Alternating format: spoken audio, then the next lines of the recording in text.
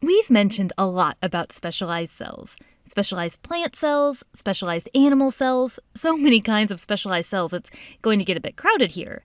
But have you ever wondered, how do they get specialized? How does a neuron or a muscle cell in your body have the structure and function they have? Well, this video is going to talk about how cells differentiate into other cells, which basically means how cells become specialized.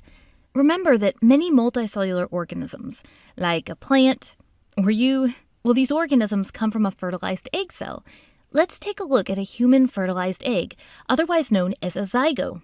We're going to pause here, the blastocyst. Notice it has stem cells, and these stem cells, they're amazing. See, they're not differentiated yet. They're not specialized. They're like blank slates. They don't have a special structure. They don't have a special job. They can become any type of body cell.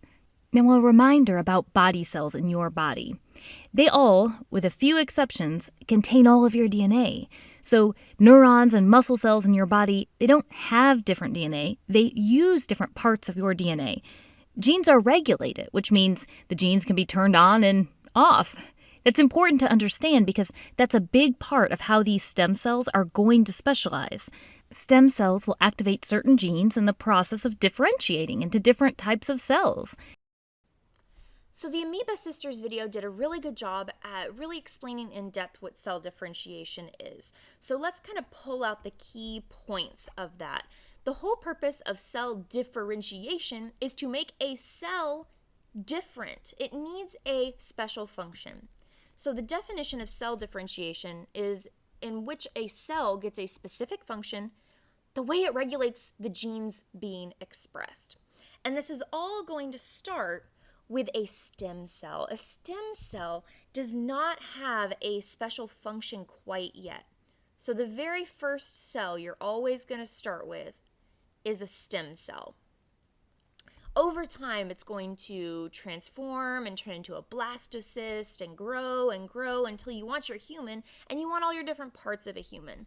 So we're going to see that blastocyst go through all these separate differentiations.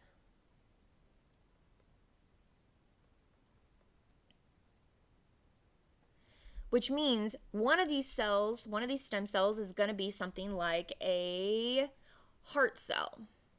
And we're also going to need some kind of brain cell. So some of these cells are going to turn into brain cells. Other cells are going to be part of the immune system. So we're going to get a white blood cell. Really, this could go on and on. We could put an arrow to a red blood cell or a muscle cell or a skin cell.